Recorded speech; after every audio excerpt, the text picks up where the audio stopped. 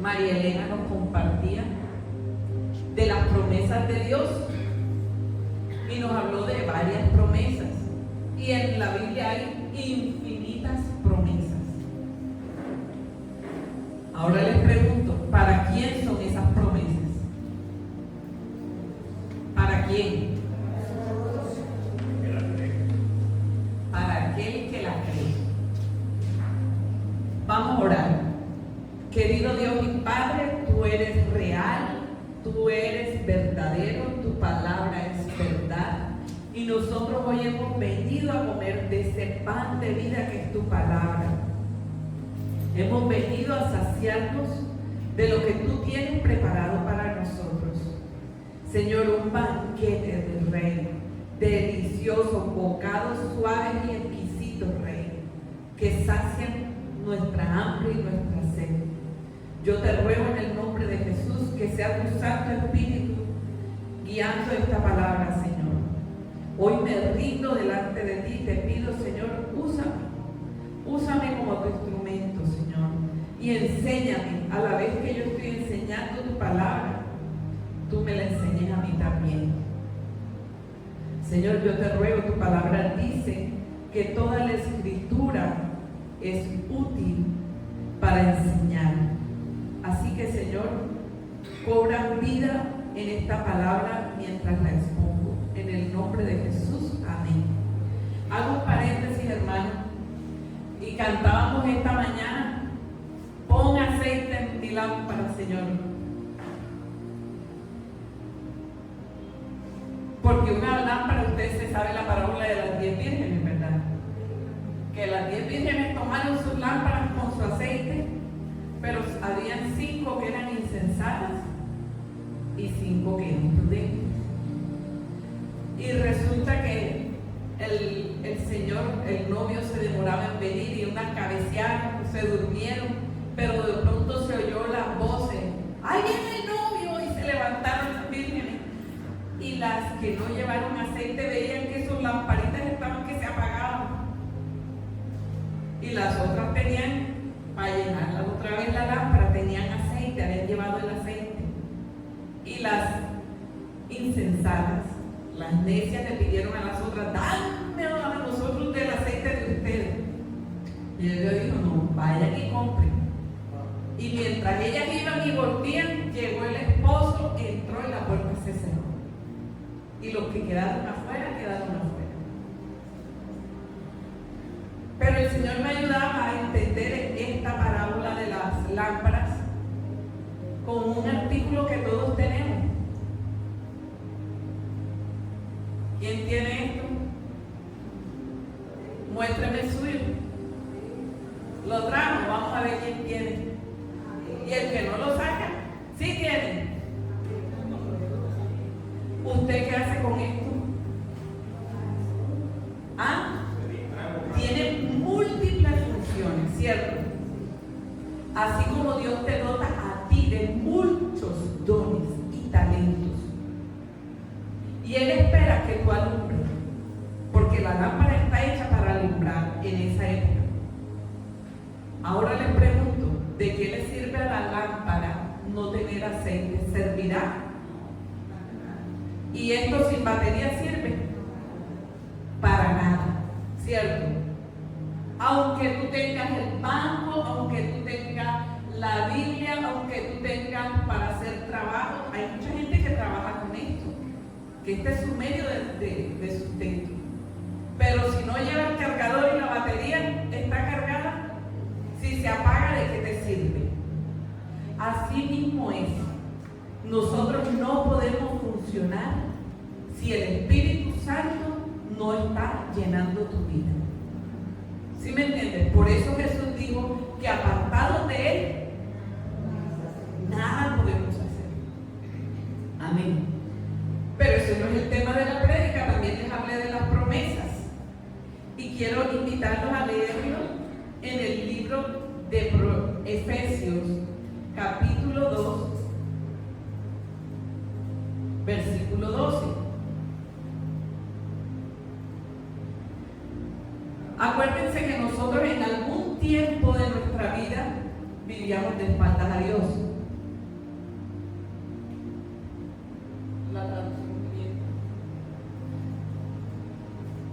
Todos los que estamos aquí éramos cristianos de nacimiento. O sea que en algún momento de nuestra vida vivimos sin Dios. Pero nos hemos acercado a Dios. Dice, en esos tiempos, en los tiempos pasados de cada uno de nosotros, ustedes vivían apartados de Cristo. Y miren cómo se vive apartado de Cristo. No se les permitía ser ciudadanos de Israel. No conocían las promesas del pacto que Dios había hecho con ellos. Ustedes vivían en este mundo sin Dios y sin esperanza. Sin Dios y sin esperanza. Y esas promesas, tienen el celular prendido que distrae cosas.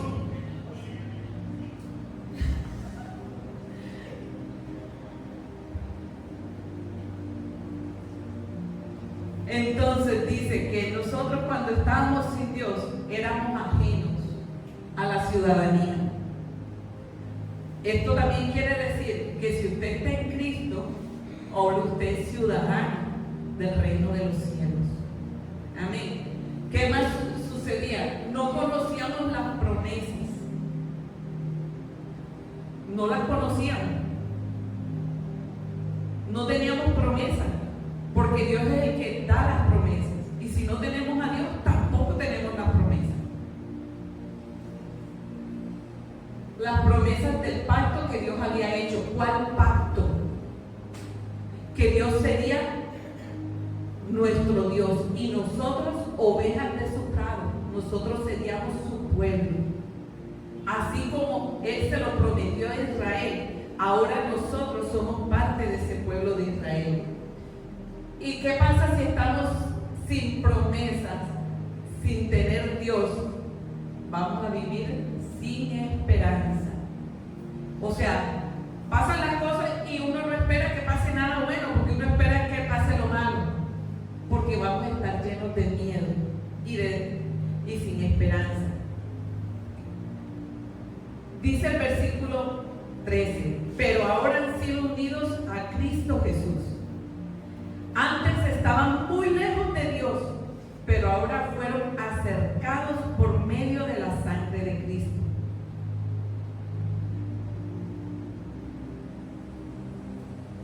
Pues Cristo mismo nos ha traído la paz. Él unió a judíos y a gentiles.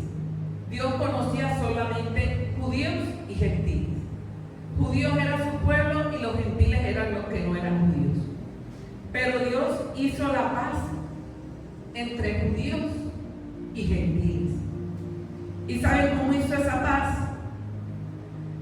En un solo pueblo, cuando por medio de su cuerpo en la cruz derribó el muro de hostilidad que nos separaba. Él logró poner fin al sistema de leyes, mandamientos y ordenanzas. Hizo la paz entre judíos y gentiles al crear de los dos un nuevo pueblo en él. O sea, los judíos siguen creyendo, muchos, que ellos son el pueblo especial de Dios. Pero Dios nos está diciendo que en la cruz Él derribó esa separación de que ellos eran el pueblo especial y nosotros no. Yo no nací ni soy descendiente de judíos, pero Dios dice que Él derribó esa separación. ¿Cuándo? En la cruz. ¿Por qué en la cruz? Porque dice que Cristo es el final y el cumplimiento de la ley. Porque la ley, ¿ustedes saben cuál es la ley? ¿Quién me puede aportar? ¿Qué es la ley? Los mandamientos y las ordenanzas que se le había dado al pueblo de Israel. Pero dice que Cristo los cumplió todos, porque no había ni una sola persona que pudiera cumplirlos todos. Y la ley nos lleva a Cristo. Entonces en Cristo se cumplió toda la ley. Y cuando Él la cumplió, lo dijo, no tienen que cumplirla. Ahora somos justificados delante de Dios, no por cumplirle esas leyes, sino por aceptar a Cristo en nuestra vida. Y al aceptar a Cristo, Dios derribó esa pared intermedia y dice que ahora tú eres el pueblo de Dios. Tú eres su especial tesoro. ¿Lo crees? Amén. Cristo reconcilió ambos grupos con Dios en un solo cuerpo por medio de su muerte en la cruz. Y la hostilidad que había entre nosotros quedó destruida. Cristo les trajo buenas noticias de paz, tanto a ustedes, los gentiles que estaban lejos de Él, como a los judíos que estaban cerca. Ahora todos podemos tener acceso al Padre por medio del mismo Espíritu Santo, gracias a lo que Cristo hizo por nosotros. Y esto que yo les he leído, necesito que lo creas. Porque si no lo crees, no tiene valor alguno para ti. Si no crees que Cristo murió por ti, aunque estés asistiendo a una iglesia, no has entrado en las promesas y estás sin esperanza y estás sin Dios. Pero si tú crees, entras y eres parte del especial tesoro de Dios.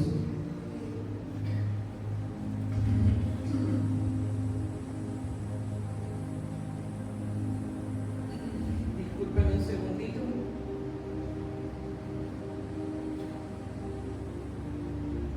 Así que ahora tenemos, tanto judíos como gentiles, acceso al Padre. Dice la palabra que entramos a su trono de gracia para pedir ayuda para el oportuno socorro.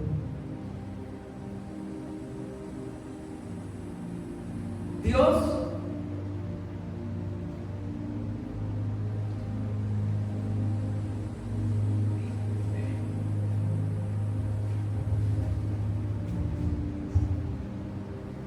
entonces entramos ahora sí en el tema. El tema de hoy es la fe. Y yo sé que es un tema grande. Pero, ¿qué es fe? ¿Qué es fe? ¿Quién tiene fe aquí? El miércoles les adelantaba algo y les comentaba: ¿ustedes creen que yo existo? ¿Por qué? Me están viendo, ¿cierto? Pero ustedes creen lo que yo les digo. Ustedes pueden poner en duda o pueden creer, ¿cierto? A veces decimos creer en Dios y creer. Mucha gente dice, pero es que yo creo en Dios, yo soy una persona de fe. Pero ¿le crees a Dios lo que Él está hablando? Y ahí a veces cambia la situación. Creemos que Dios existe, porque no lo podemos negar. Aunque muchos quieran negarlo, sabemos porque Él es el que hizo todo lo que existe, ¿cierto? Y porque de pronto lo hemos podido experimentar en nuestra vida. Pero muchas veces nuestra fe se ha quedado chiquitica y no hemos avanzado por más. Pero es necesario que creamos en Dios. La Biblia dice que los demonios también creen y tiemblan. Pero hay una diferencia: ellos no obedecen a Dios. Así que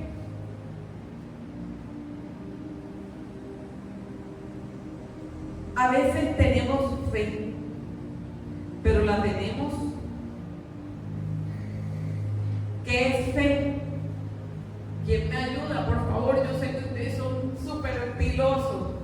¿Qué es fe?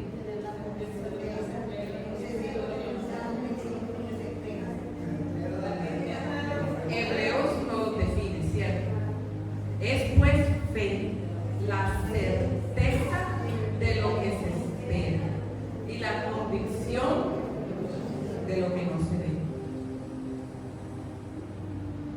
Pero a veces creemos cosas y las damos por ciertas, y esa fe estaría en el lugar no indicado.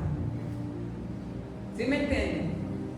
En cierto momento Jesús iba cruzando una barca con sus discípulos y de pronto se levantó una tormenta y las olas cubrían la barca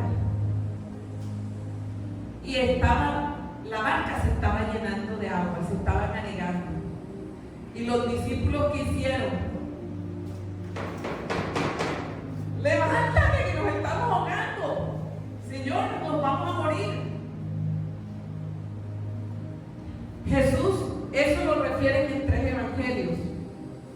El evangelio de Mateo, Marcos y Lucas. Y de ahí podemos sacar 3 cosas que Jesús dijo para ayudarnos a entender un poco más esto. Jesús les dijo a sus discípulos en Lucas: ¿dónde está vuestra fe? En Marcos le dijo: ¿por qué estáis así amedrentados? ¿Dónde está vuestra fe? Y en Mateo le dijo: ¿por qué teméis, hombres de poca fe? Y cuando les hablo de dónde está vuestra fe, acabamos de decir que fe, por definición, es la certeza de lo que se espera. O sea, yo estoy convencido de que algo es cierto, así no lo esté viendo, pero que lo voy a recibir o lo voy a ver. Y la convicción, cuando tú estás convencido, es que nadie te mueve de ahí. Eso es lo que tú crees y puede pasar lo que sea, pero de ahí nadie te mueve, porque eso es lo que tú estás creyendo en tu mente. Pero cuando estos discípulos están en medio de esa dificultad y de esa tormenta, Jesús les dice: ¿dónde está vuestra fe? ¿Dónde? Podía estar en que el barco era grande y que ellos sabían que si el barco era grande podía flotar y era difícil que se hundiera. O podían estar confiados en el clima, que iba a haber buen clima y que no. Pero ellos tenían que saber con quién estaban y en quién habían creído. O sea que los discípulos en ese momento, a pesar de que conocían a Jesús, en ese momento estaban poniendo en duda su salvación, que podían ahogarse, que Jesús iba a dejar que ellos se ahogaran, porque eso es lo que ellos estaban pensando. Y cuando pensaron así, se empezaron a llenar de miedo y estaban atemorizados y amedrentados. Cuando nuestra fe está puesta en el lugar incorrecto, nos vamos a llenar de miedo, de angustia y de ansiedades. Entonces a veces decimos: sí, yo creo en Dios, pero entonces, ¿qué pasó? ¿Por qué estás asustado? ¿Crees que Dios va a dejar que te pierdas? ¿Crees que Jesús no tiene el control de la situación? ¿Y qué sucedió? Jesús se paró y reprendió a los vientos y al mar, y se hizo grande bonanza. Y entonces quedaron asombrados: ¿quién es este hombre que tiene ese poder, que aún el viento y el mar le obedecen? Entonces, ¿dónde está nuestra fe? ¿Dónde está puesta tu confianza? ¿Dónde está puesta tu seguridad? ¿Quién crees que te puede ayudar? Cuando tenemos esa fe puesta en el lugar equivocado, como les dije ahorita, nos vamos a llenar de temor, de angustias y de ansiedades. Y eso no es lo que el Señor quiere. ¿Ustedes alguna vez la palabra turbación, o cuando ustedes dicen que el agua está turbia, cómo la ven? ¿Se tomarían esa agua sucia?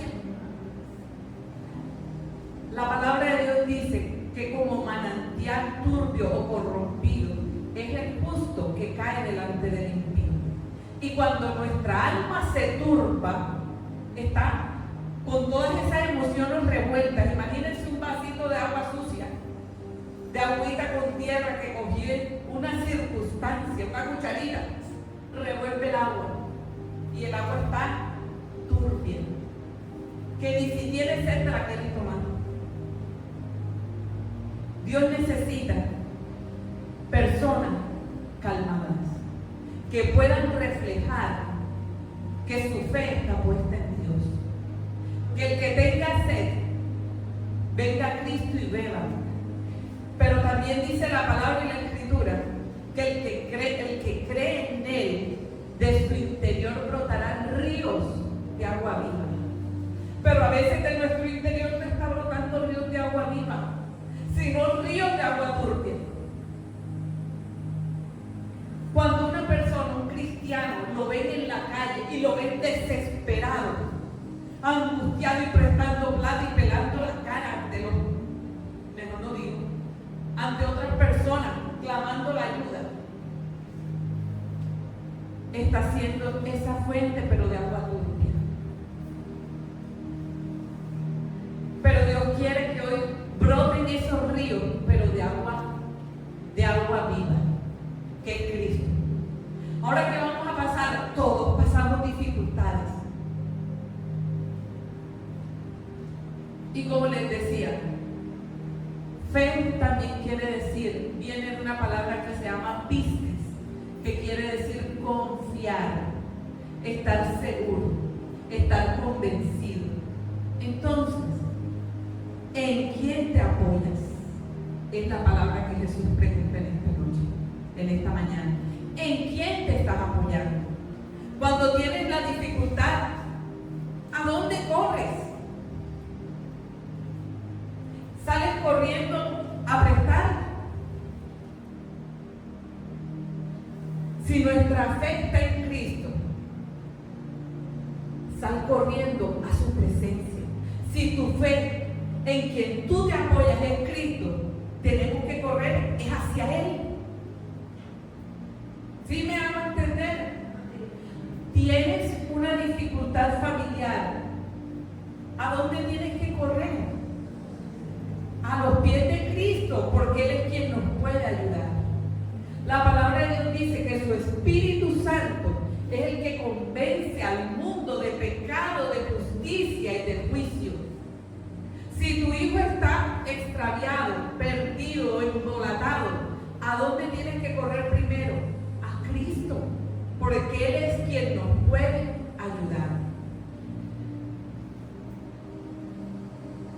Y a veces lo que hacemos en nuestro desespero es hacer un chisme, es correr donde alguien, mira, me está pasando esto, y estás exponiendo al público a tu tesoro, a tu hijo. Corre a la presencia del Señor, que Él va a estar con sus brazos abiertos, esperándote para escucharte, porque Él es tu Dios, en quien tú puedes confiar. Ten la seguridad que cuando tú vas a la presencia del Señor, Él te va a escuchar, Él te va a ayudar y Él no va a armar un lío por lo que tú estás haciendo. Él va a responder de la mejor manera. A veces queremos tener el control de todas las cosas en nuestras manos, pero tratemos de confiar en Dios. Miremos lo que dice Proverbios 3. Proverbios 3, versículo 5. ¿Trajeron Biblia? Tengan la oportunidad y búsquenlo. Proverbios 3, versículo 5.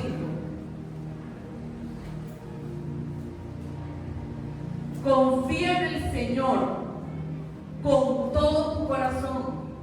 No dependas de tu propio entendimiento. El siguiente, por favor.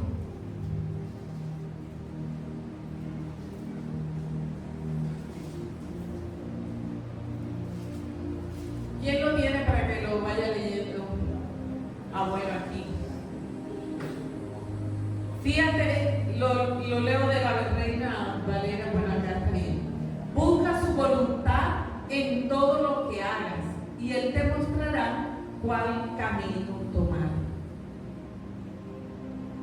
Pero fíjense que el versículo anterior dice: fíjate de Jehová de todo tu corazón y no te apoyes en tu propia prudencia.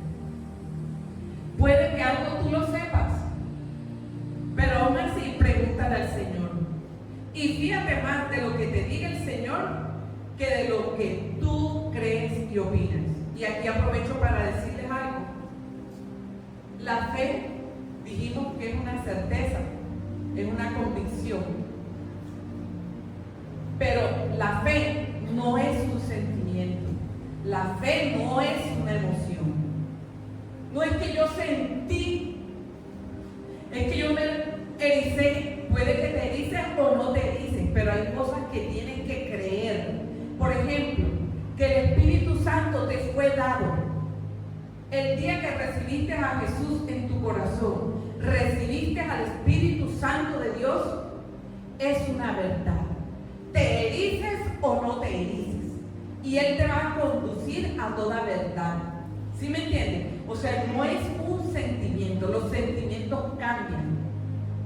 Ahora dice el Señor: no te apoyes, fíjate en el Señor de todo tu corazón y no te apoyes en tu propia prudencia.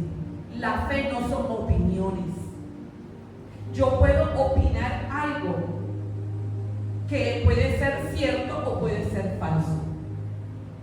Mientras que la fe tiene que estar fundada o tiene que estar anclado en una verdad. No te vas a confiar o no vas a creer, porque hay gente que se cree todo lo que le digan. ¿Sí me entienden? Por ejemplo, tú discutes con alguien, pero tu propia opinión te dice: no, tú vales, no te rebajes, no te humilles. ¿Quién ha dicho? Esto es locura. Pero el Señor te dice: perdona. Ora por quien te está maltratando, por quien te está maldiciendo. Eso es una verdad de la cual yo tengo que estar convencido que si Dios me lo dice, yo voy a tener un mejor resultado que lo que yo opino. Amén. Amén. ¿A cuánto nos gusta el perdón? No mucho, ¿verdad? Pero si Dios nos lo dice, que ese es el camino que Él quiere que tomemos, ese es el camino que tenemos que tomar. Si no, estamos confiando en nuestra propia prudencia o en nuestro conocimiento o en la sabiduría popular. Castígalo con indiferencia. Eso no es lo que dice el Señor. ¿Cierto? ¿Qué diría el Señor? Que si el que te hace mal tuviere hambre, dale de comer.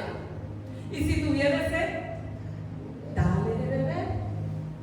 Y te dice más el Señor, te dice: no seas vencido de lo malo, sino vence con el bien el mal. Pero nosotros a veces creemos en nuestra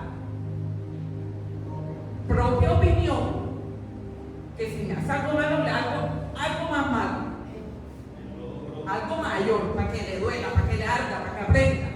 No, el Señor no quiere que aprendamos así.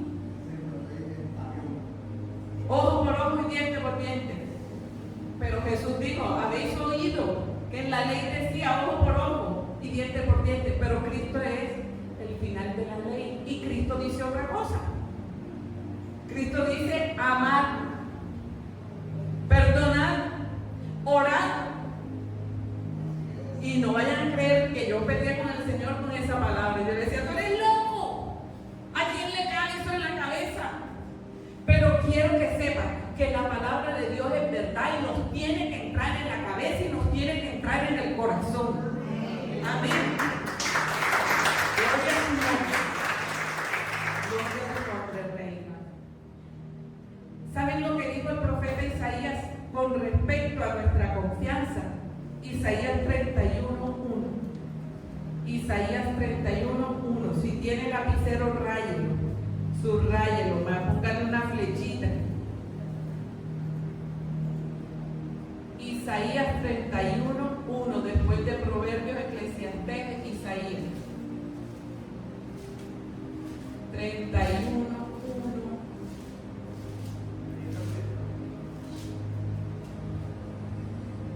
¿Qué aflicción le espera a los que buscan ayuda en Egipto?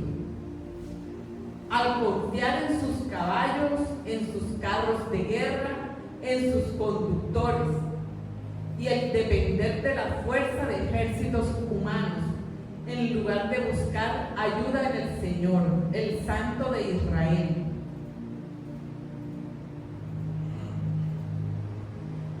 En su sabiduría, el Señor enviará una gran calamidad, no cambiará de parecer, se levantará contra los malvados y contra quienes los ayudan.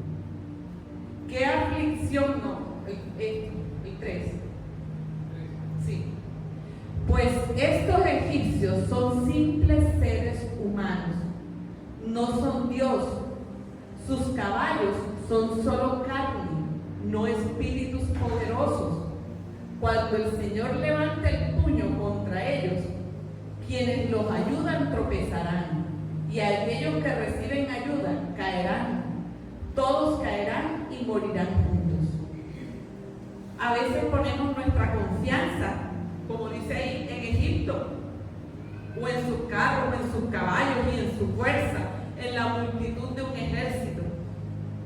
¿Cuántas veces, como les decía hace unos minutos, salimos corriendo? El pueblo de Israel estaba rodeado, estaba en una guerra, y estaban pensando en ir a Egipto a buscar ayuda, porque Egipto era el imperio poderoso de ese momento, porque tenía poder, porque Egipto tenía muchísimos carros que en esa época eran un lujo.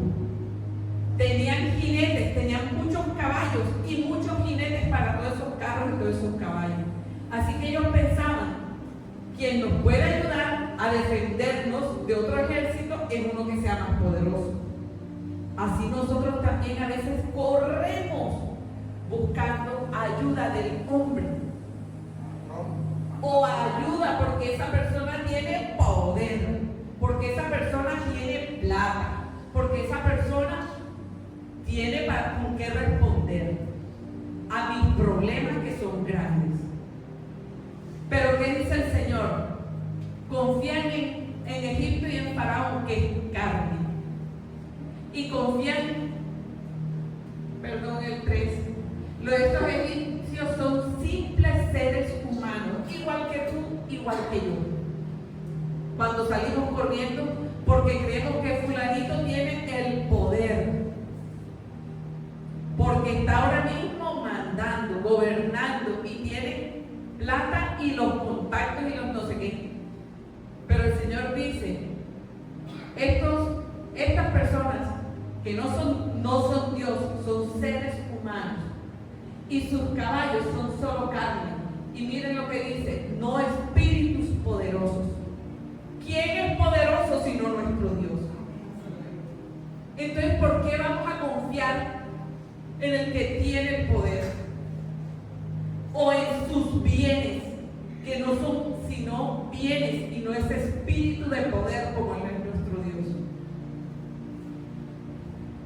Y miren lo que dice, cuando el Señor levante su puño contra ellos, quienes lo ayudan tropezarán.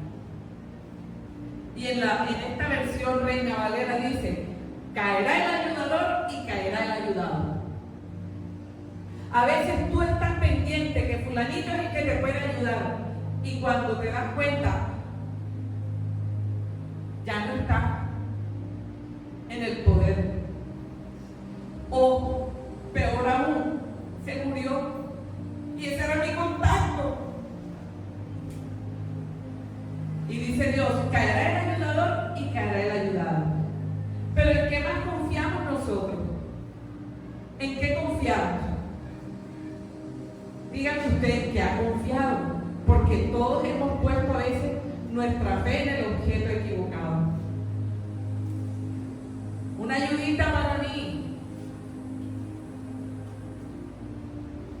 Dice el Salmo 119. Perdón.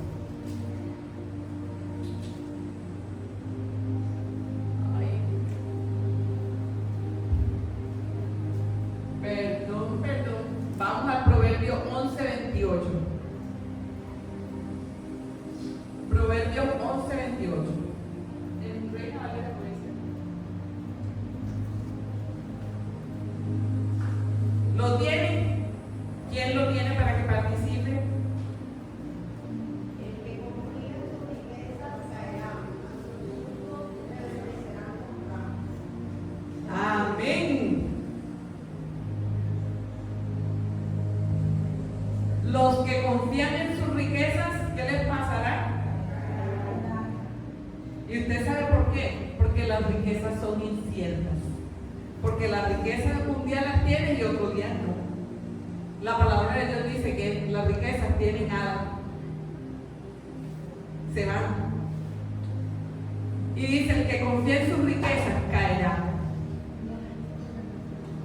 Hebreos 13. Ya te digo qué versículo. María Elena nos compartía el miércoles, con donde dice: nunca te dejaré, nunca te abandonaré. Sean vuestras costumbres sin qué. ¿Y qué es la avaricia? ¿Qué es la avaricia?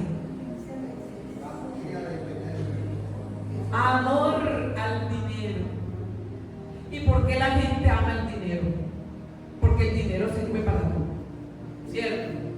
Y porque hay mucha gente que cuando tiene dinero se sienten tranquilos. Entonces dice: sean vuestras costumbres sin avaricia, contentos con lo que tenéis ahora, porque Él dijo: no te desampararé ni te dejaré.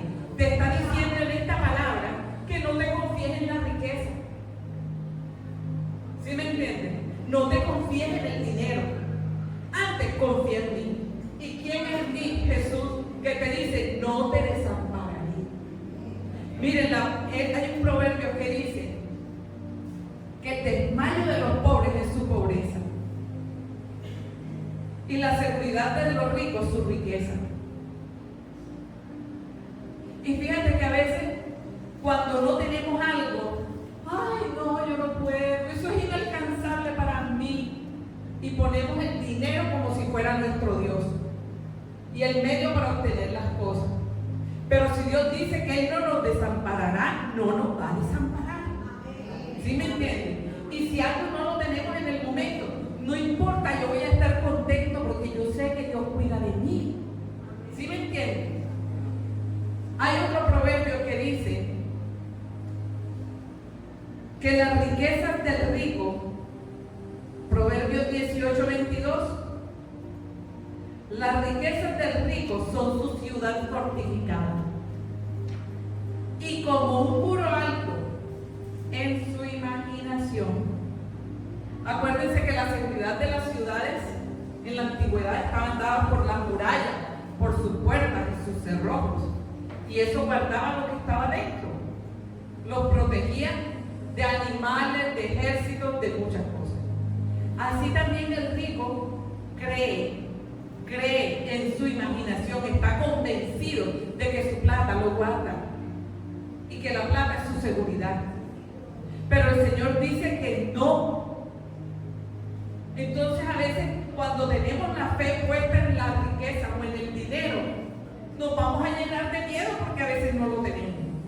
Entonces cuando la fe está en el lugar equivocado, vamos a llenarnos de temores.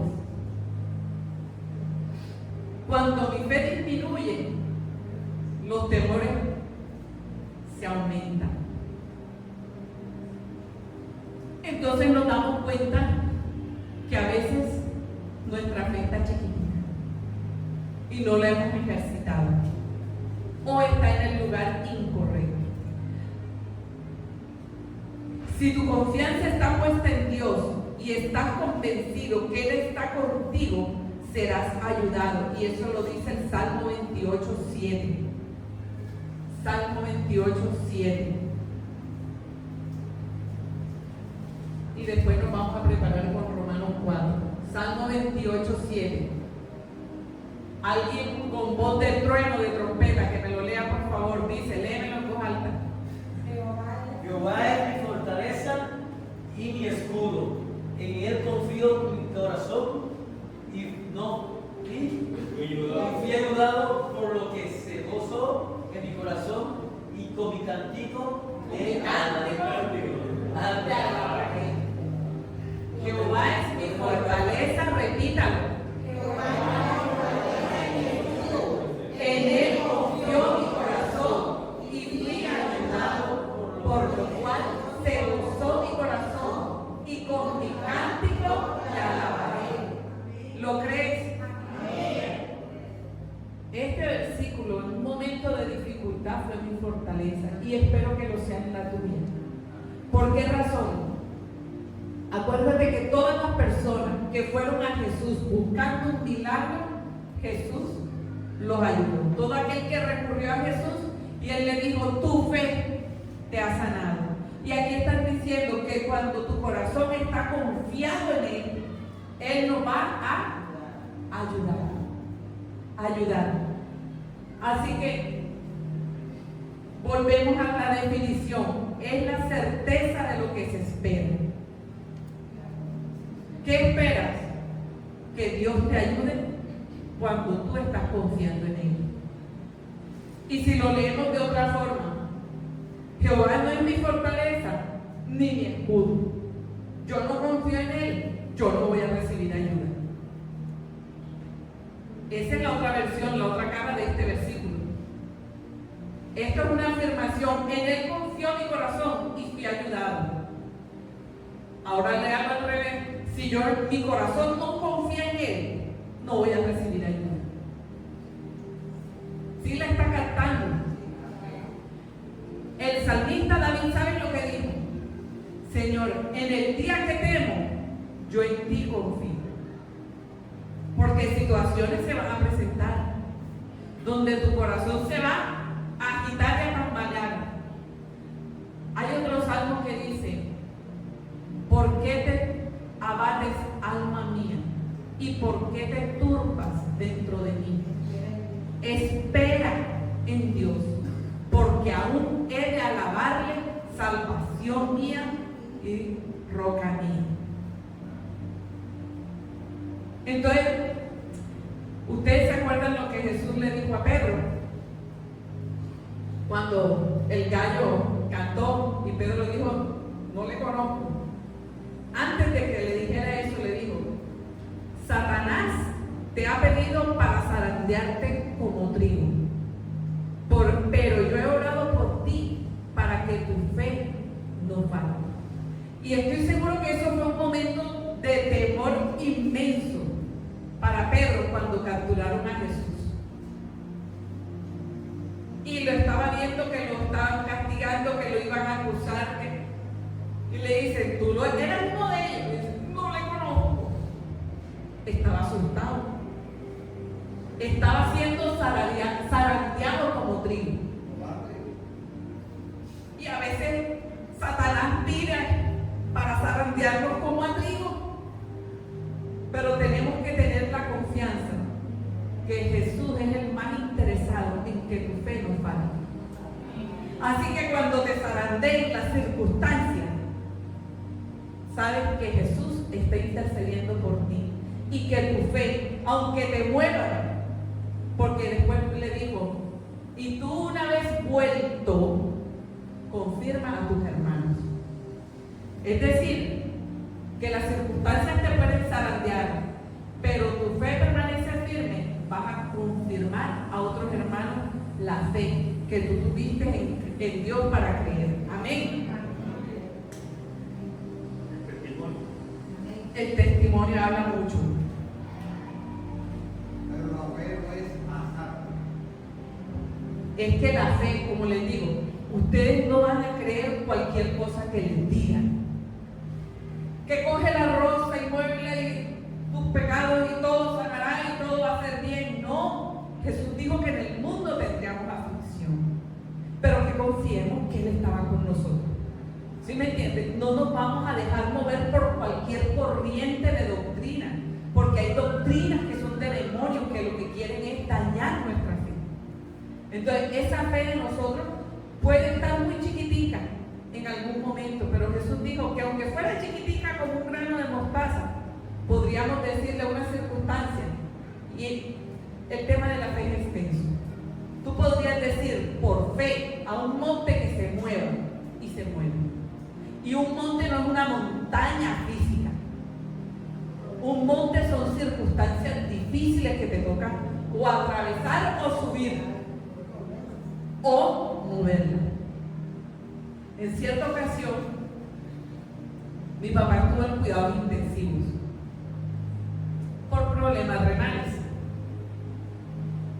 y llegó a cuidados intensivos con una falla multisistémica y con una septicemia, o sea, tenía bacterias en su sangre a más no poder. Como quien dice, mi papá se estaba muriendo. Tenía el cerebro inflamado, el corazón inflamado, los riñones no estaban funcionando y nos dieron la oportunidad de entrar a dos familiares, casi siempre dejan entrar a dos familiares a hacer la visita de cuidados intensivos, media horita para afuera para que pueda entrar mi mamá o los demás. Y en ese instante me acordé de esa palabra que dice: di a la montaña que se mueve y se moverá. Entonces esperamos que el médico nos leyera el diagnóstico. Cuando nos leyó el diagnóstico, lo principal que dijo es: las bacterias están en tanto por tanto en la sangre, está infectado. Dios, Señor, en ese momento le creí al Señor su palabra y que Él actuaría a través de lo que Él dijo que haría. ¿Sí me entienden? Si Él dice que ores por un enfermo y el enfermo sanará, y tú actúas porque le creíste. Y si Él te dice, dígale a las circunstancias que se cambien. Yo estaba con mi hermana, que también es creyente, y empezamos a orar. Pero el Señor me recordó y me dijo: dile a las bacterias que se disminuyan en número, que se sequen. Y eso hicimos. Pero para mi sorpresa, cuando salimos de allí, mi hermana es cristiana, pero es muy escéptica en muchas cosas. Y cuando salimos de ahí me dijo: tú que le vas a hablar a las bacterias y las bacterias te van a obedecer. Tú que te estás creyendo, te estás afectando, eso no es normal. Yo dije: eso es lo que me dice su palabra que haga. Total, es que tenía ella tanta rabia porque oré de esa forma, que yo me quedé callada, me resentí y me aparté. En ese instante, mi meditación en Dios era pidiéndole que me revelara si yo había hecho algún error o dicho algo mal. Y Él me recordó la higuera que la maldijo y se secó. Y le dije: mi hijo, y si tuvieras fe, le dirías a ese monte que se mueve y se moverá. Señor, yo le dije a las bacterias porque tú me dices eso. Total, es que nos levantamos a las 3 de la mañana, mi hermana, mi mamá y yo en la cocina, a hablar del asunto. Es que tú no puedes orar así. Yo dije: la Biblia dice eso. Y para la sorpresa, cuando vamos a la visita del día siguiente, el médico nos dice: las bacterias están bajando, pero poderosamente. Y nosotros nos alegramos y ella se quedó: bueno, si Dios lo hizo, está hecho. Si tú le crees a Dios, tú actúas conforme a su palabra y conforme a lo que Él te dice, como Él te direcciona. Total, fue que a mi papá le bajaron las bacterias, pero todavía habían dos problemas: su cerebro y su corazón estaban inflamados. Nos miramos las tres, porque ese día fuimos a visitar. Buenas noticias, va mejorando, pero todavía hay esto. Dijimos: bueno, vamos a orar otra vez. Señor, ahora en el nombre tuyo ordenamos que ese cerebro y ese corazón se desinflame y empiece a funcionar correctamente. Miren, y por ahí anda mi papá. Gracias a Dios que le creímos a Él. Y Dios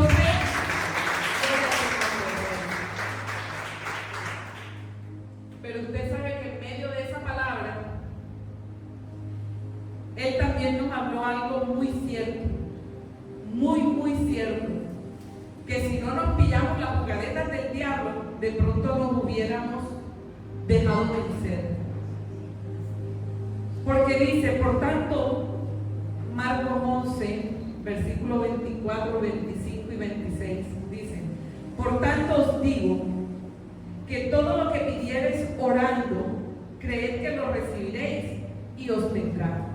Y cuando estéis orando, perdonad.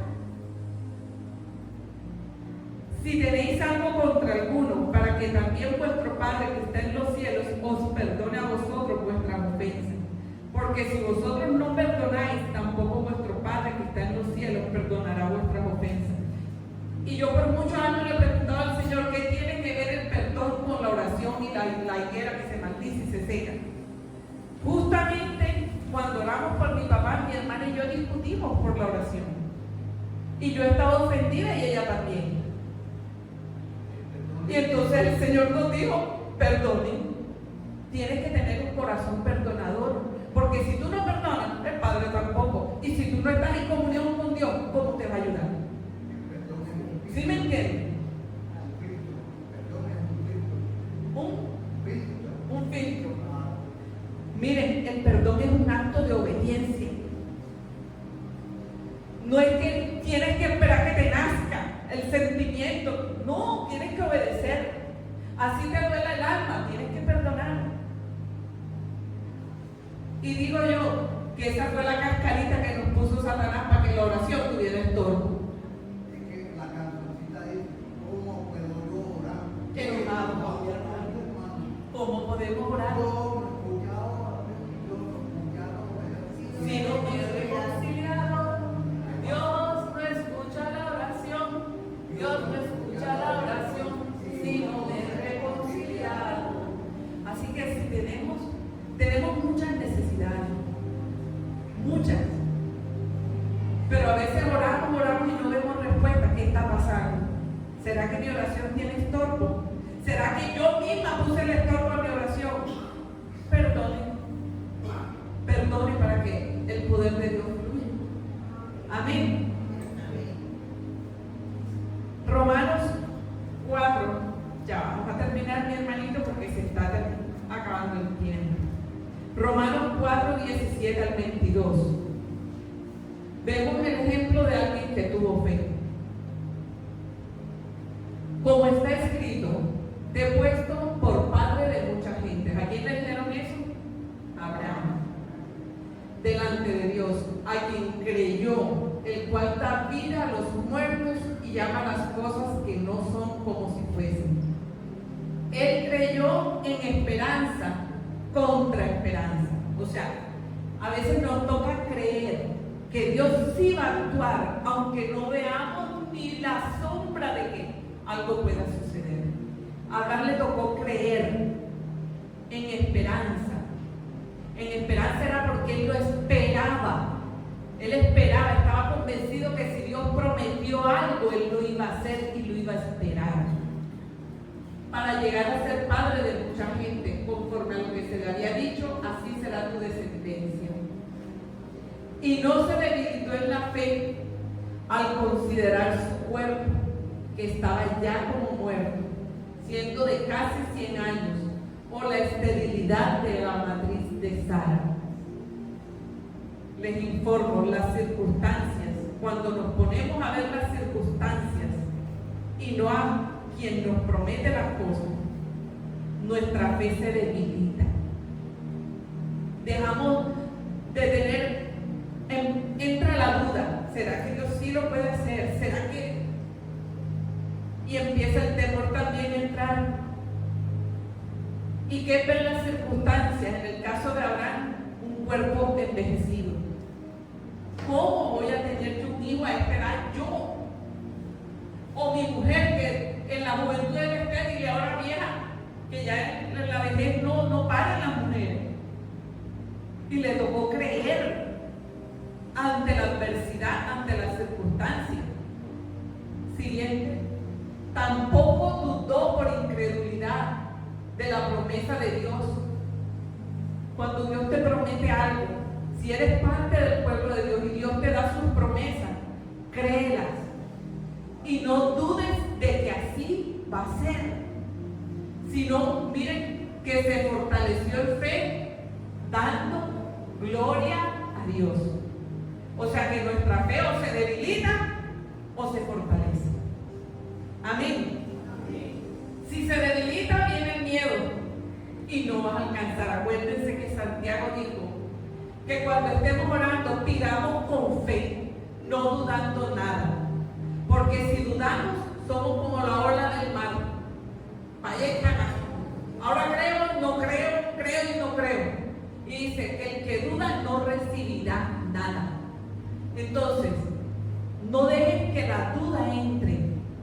Repítete, si Dios te dijo algo, repítelo y repítelo a tu mente hasta que tu mente no lo crea. Y cuando vengan las circunstancias, no veas el problema, mira lo que Dios prometió. Y dale gloria a Dios anticipadamente. Miren, estaba plenamente convencido que era también poderoso para hacer todo lo que había prometido. Y por esa fe alcanzó las promesas. Y Dios dice que nosotros debemos ser imitadores de aquellos que por la fe y la paciencia heredamos las promesas. Así que Dios, si te dio una promesa y se está demorando, espéralo. Espéralo, porque quien te lo prometió es veraz. Amén. Entonces en esta mañana hemos aprendido que ¿dónde está nuestra fe? Y que puede estar en las personas, en las riquezas, en tus recursos. Eso sería en el lugar equivocado. Porque todo eso puede fallar. Hay otra parte de Isaías que dice que cuál es nuestra confianza en el que nos apoyamos. Imagínense un bastón en el cual tú te apoyas, una caña de madera. Y si se quiebra, se te va a enterrar en las manos. Pero Dios es firme, es una roca eterna, firme, que no se mueve, en la cual tú puedes apoyarte y confiar. Cierro con este versículo, Jeremías 17, del 5 al 8.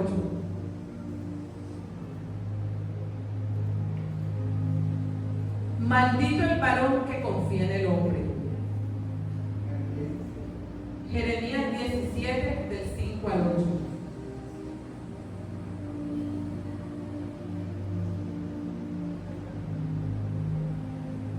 Así ha dicho Jehová: maldito el varón que confía en el hombre y pone carne por su brazo, y su corazón se aparta de Jehová. Será como la retama en el desierto, miren esto, y no verá cuando viene el bien, sino que morará en los sequedales, en el desierto, en tierra despoblada y deshabitada. Bendito el varón que confía en Jehová y cuya confianza es Jehová, porque será como el árbol plantado junto a las aguas, que junto a la corriente echará sus raíces y no verá cuando viene el calor, sino que su hoja estará verde, y en el año de sequía no se fatigará ni dejará de dar fruto. ¿En el año de qué? ¿Y qué le pasará en el año de sequía al que confíe en Dios? No se fatigará, estará verde, vigoroso, con hojas y con fruto.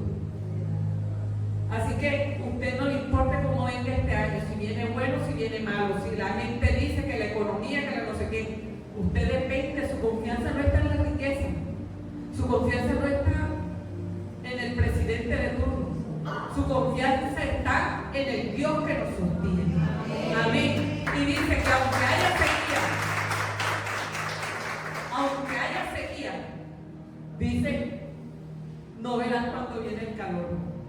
Estará fresquecito, estará verdecito el que confía en el Señor.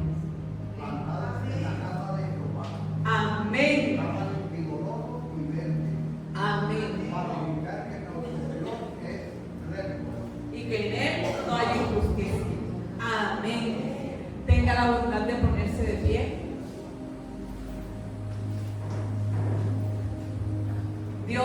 eres precioso, eres hermoso, eres todopoderoso. Yo sé que tu pueblo sabe mucho acerca de la fe, pero a ti te plació recordarnos esta palabra. Porque si habías visto a alguno de tus hijos angustiado, preocupado, Señor, en estrés, con nudos en la espalda, Señor, pensando de dónde voy a sacar para las cosas. Pero tu palabra dice que nuestro socorro eres tú, Señor. Tú eres nuestro ayudador, tú eres nuestro pronto auxilio. Tu palabra nos dice, Señor, y en ella hemos confiado, que confió en ti mi corazón y fue ayudado, Señor. Yo, Señor, en esta hora estoy recordándole tu palabra, Señor, tus promesas que serán asequibles a tu pueblo, a todo aquel que cree como Abraham, Señor. A veces nos toca creer en esperanza contra toda esperanza. A veces nos toca darte gloria a Dios aunque no estemos viendo nada, Señor. Pero sabemos que tú eres nuestro ayudador, que nosotros somos tu pueblo, tus hijos, aquellos que redimiste, que compraste con el precio de tu Hijo, Señor. Y tu palabra nos enseña que si nos diste lo más preciado, a tu Hijo Jesucristo, cuánto más no nos darás todas las cosas, Señor. Señor, tu palabra también nos dice que no nos afanemos, Señor, por lo que hemos de comer, por lo que hemos de beber o por lo que hemos de vestir, porque tú sabes de qué cosas tiene necesidad tu pueblo, Señor, y tú suplirás todo lo que nos falte, todo lo que tu pueblo necesita, conforme a tus riquezas en gloria que tenemos en Cristo Jesús. Tú eres un Padre amoroso, Señor. En eso estamos convencidos, Señor, que aunque venga la dificultad, aunque vengan las circunstancias a zarandearnos como trigo, tú estás interesado en que nuestra fe se fortalezca, en que no desfallezcamos, Señor, que sigamos creyendo en ti, Señor. Gracias, mi Jesús, por tu pueblo, por tu iglesia. Yo hoy te ruego que las circunstancias, ese viento y en esa tempestad que algunos están sufriendo en esta hora, ahora cese en el nombre de Jesús. Hoy clamamos y decimos al viento y a la tempestad, en el nombre de Jesús te calmas. Hoy presentamos, Señor, todas nuestras necesidades y peticiones delante de ti, como dice tu palabra, con todo ruego, súplica y acciones de gracias, Señor. Hoy te pido, Padre, que la paz tuya, que sobrepasa todo entendimiento, guarde nuestra mente y nuestro corazón en tu Hijo Jesús. Hoy te ruego, Señor, que ellos vean suplidas todas sus necesidades, Señor, porque han confiado en ti, Señor. Porque antes de correr al mundo, Señor, y de correr a las personas, a los poderosos, correremos a ti, mi Rey, y tú harás provisión por el medio que a ti te plazca hacerlo, Señor. Te doy gracias, Señor, y este pueblo te honra con un fuerte aplauso.